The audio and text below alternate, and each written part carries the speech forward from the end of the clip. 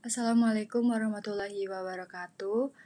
Yang terhormat Ibu Ulfatika Saputri SEMSI selaku dosen pengampu mata kuliah analisis laporan keuangan sektor publik. Pada video kali ini kami kelompok 9 akan memaparkan hasil diskusi kami, yaitu mengenai analisis kewajiban dan ekuitas. Sebelum memulai pemaparan, saya akan memperkenalkan anggota kelompok 9 terlebih dahulu. Yang pertama ada saya sendiri, Anggi Febrianti Saputri, dan rekan saya Latifah Robania.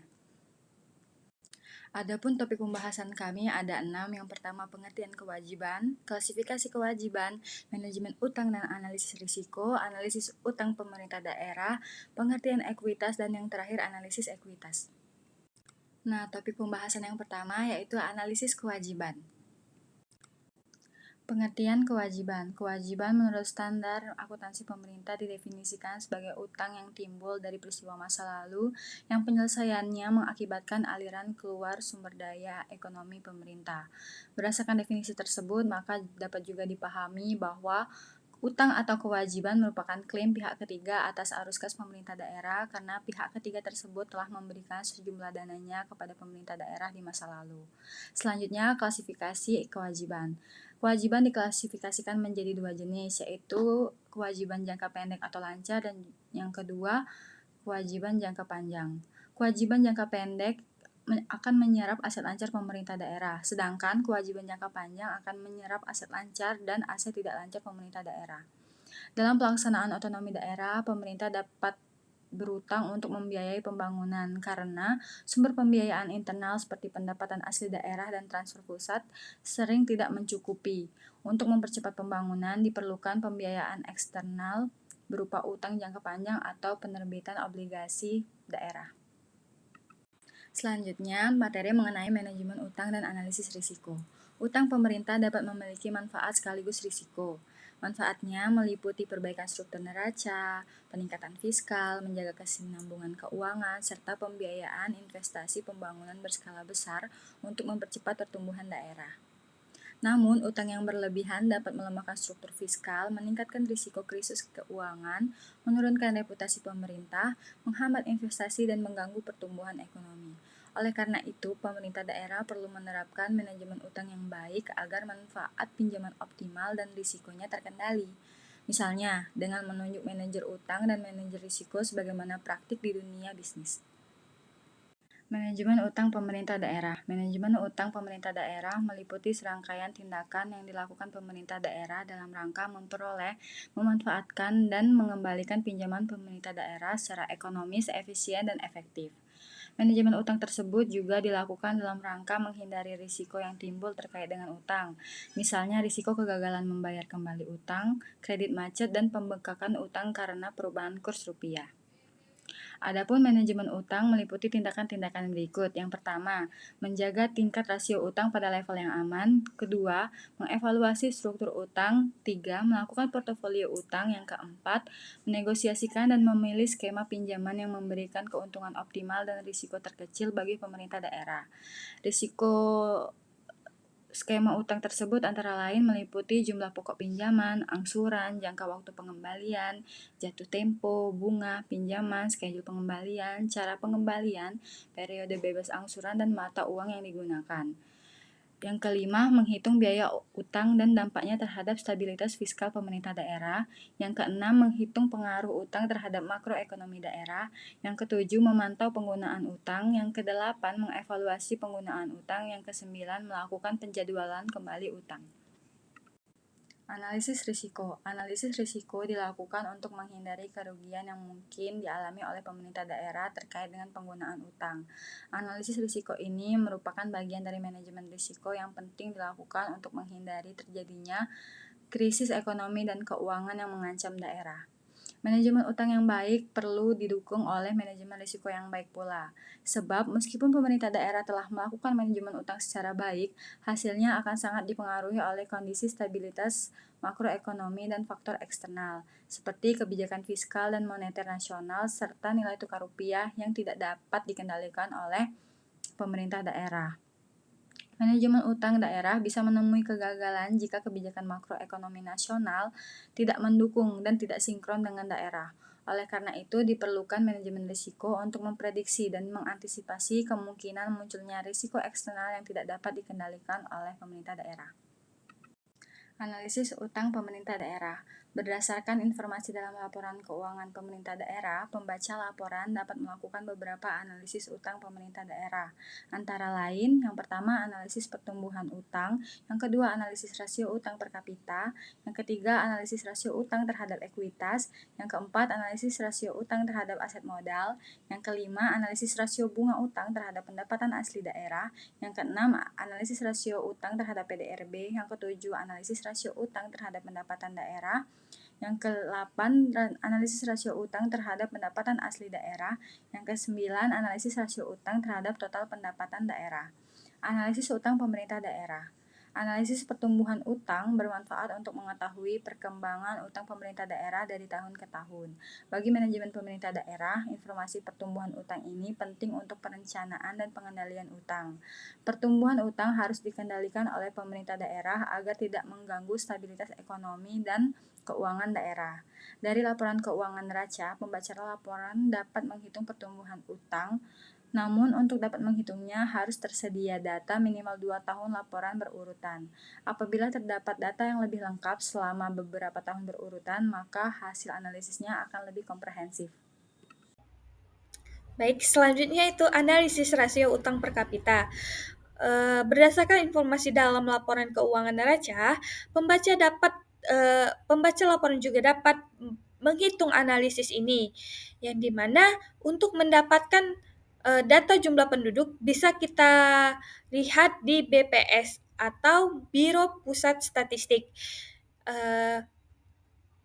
Rasio utang per kapita ini dapat dikompensasikan dengan pendapatan per kapita. Apakah terdapat keseimbangan antara keduanya atau justru terjadi ketimpangan yang besar? Pendapatan per kapita dapat dilihat melalui PDRB per kapita. Untuk rumusnya yaitu rasio utang per kapita sama dengan total utang dibagi dengan total jumlah penduduk. Selanjutnya itu rasio utang terhadap ekuitas.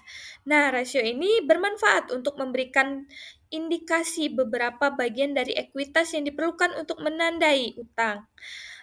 Informasi ini juga penting untuk mengetahui struktur pembiayaan pemerintah daerah. Semakin besar rasio ini, maka menunjukkan semakin besar juga ketergantungan pemerintah daerah terhadap pembiayaan utang yang berarti pula semakin besar resiko keuangan daerahnya. Nah, untuk menghitung rasio utang terhadap ekuitas ini dapat kita rumuskan yaitu sama dengan total utang dibagi dengan jumlah ekuitas. Selanjutnya itu analisis rasio utang terhadap aset modal. Nah, rasio ini digunakan untuk menilai kemampuan Pemda untuk melunasi utangnya dengan aset modal yang dimiliki apabila terjadi kegagalan dalam pembayaran utang. Di sektor bisnis, rasio ini digunakan untuk menilai kecukupan jaminan utang. Yang dimana untuk menghitung rasio ini yaitu total utang dibagi dengan total aset modal. Selanjutnya itu analisis rasio bunga utang terhadap pendapatan asli daerah. Rasio ini digunakan untuk mengetahui besarnya kemampuan Pemda untuk membayar utang bunga jangka panjang dengan pendapatan asli daerahnya. Nah, rasio ini dirumuskan dengan pendapatan asli daerah dibagi dengan bunga utang jangka panjang. Nah,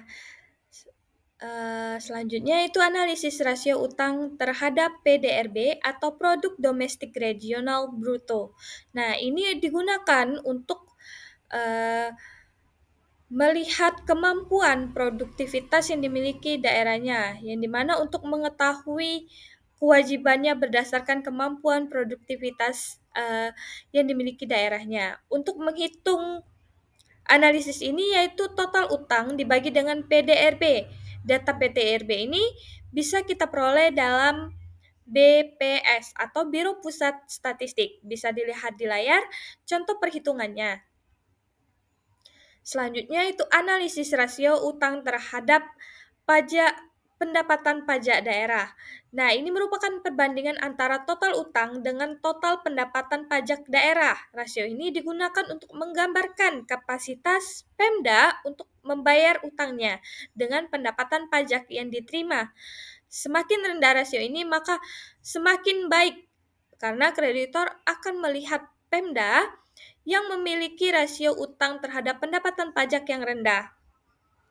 Nah, untuk menghitung rasio ini yaitu total utang dibagi dengan pendapatan pajak daerah.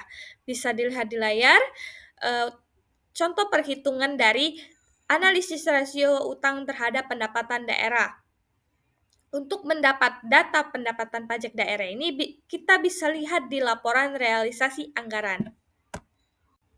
Baik, selanjutnya itu analisis rasio utang terhadap pendapatan asli daerah. Nah, rasio ini merupakan perbandingan antara total utang dengan total pendapatan asli daerah. Rasio ini digunakan untuk menggambarkan kapasitas Pemda untuk membayar kembali utangnya dengan pendapatan asli daerah, yang dimana semakin rendah rasio ini maka semakin baik. Untuk menghitung rasio ini yaitu total pendapatan daerah dibagi dengan total pendapatan asli daerah. Bisa dilihat di layar perhitungan analisis rasio utang terhadap pendapatan asli daerah. Nah, untuk mendapatkan data pendapatan asli daerah yaitu kita bisa melihat di laporan realisasi anggaran. Selanjutnya itu analisis rasio utang terhadap total pendapatan daerah. Rasio ini merupakan perbandingan antara total utang dengan total pendapatan daerah setempat, yang dimana semakin rendah nilai rasio ini maka semakin baik. Pemberi pinjaman biasanya menilai rasio utang terhadap total pendapatan daerah dinyatakan baik apabila nilai rasio ini berkisaran antara 20% sampai 40%. Apabila di atas 40%, maka dikategorikan sangat jelek. Antara 10% sampai 20% cukup baik, dan di bawah dan jika di bawah 110% berarti sangat baik. Yang dimana untuk menghitung rasio ini yaitu total utang dibagi dengan total pendapatan daerah. Seperti yang tadi, untuk mendapatkan data total pendapatan daerah itu bisa dilihat dari laporan realisasi anggaran, bisa dilihat di layar contoh perhitungannya.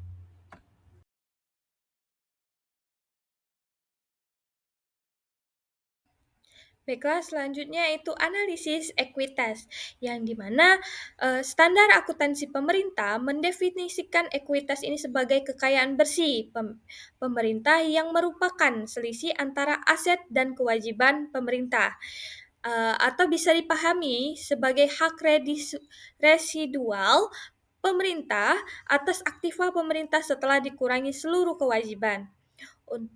Untuk uh, organisasi bisnis, ekuitas ini yang dimaksud adalah ekuitas pemegang saham yang merupakan pemilik perusahaan. Hal ini karena sektor bisnis menganut teori kepemilikan.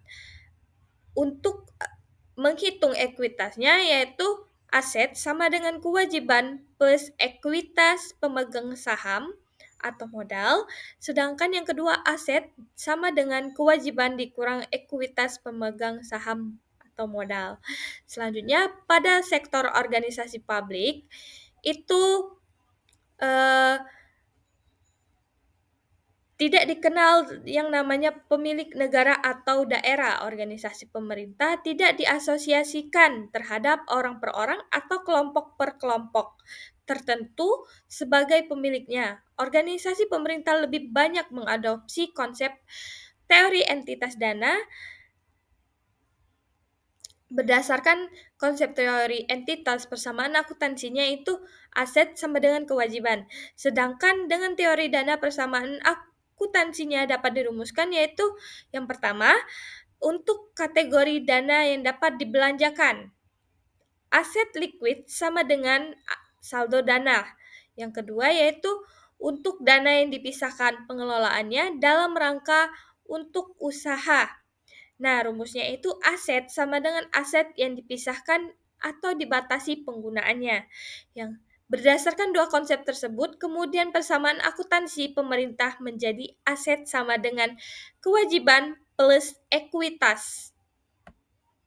Nah, untuk menghitung analisis rasio ekuitas tadi, di sini terdapat dua rasio, yaitu rasio utang terhadap ekuitas dan rasio kecukupan ekuitas. Rasio utang terhadap ekuitas ini dirumuskan dengan total utang dibagi ekuitas dikali 100%, sedangkan yang kedua, rasio kecukupan ekuitas itu dirumuskan dengan ekuitas dibagi dengan total aset dikali 100%.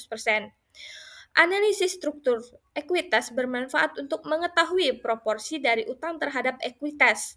Nah, struktur ekuitas yang baik mencerminkan adanya harmonisasi antara sumber pembiayaan eksternal dengan pembiayaan internal. Informasi struktur ekuitas memberikan sinyal elemen apakah pemerintah daerah telah mengkombinasikan antara utang dengan ekuitas secara optimal. Nah, bisa dilihat di layar itu contoh perhitungan bisa dilihat di layar itu contoh struktur ekuitas perhitungannya.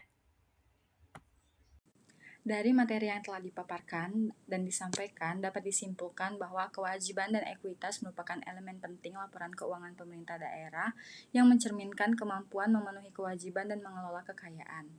Utang daerah berperan sebagai sumber pembiayaan pembangunan saat dana internal terbatas, namun harus dikelola hati-hati agar tidak menimbulkan risiko fiskal. Melalui manajemen utang dan analisis risiko seperti utang terhadap ekuitas, aset, pendapatan asli daerah, dan pendapatan daerah, pemerintah dapat menilai kesehatan keuangannya. Pengelolaan kewajiban dan ekuitas yang baik menunjukkan tata kelola keuangan daerah yang efisien, transparan, dan berkelanjutan. Sekian yang dapat kami sampaikan. Terima kasih atas perhatiannya. Wassalamualaikum warahmatullahi wabarakatuh.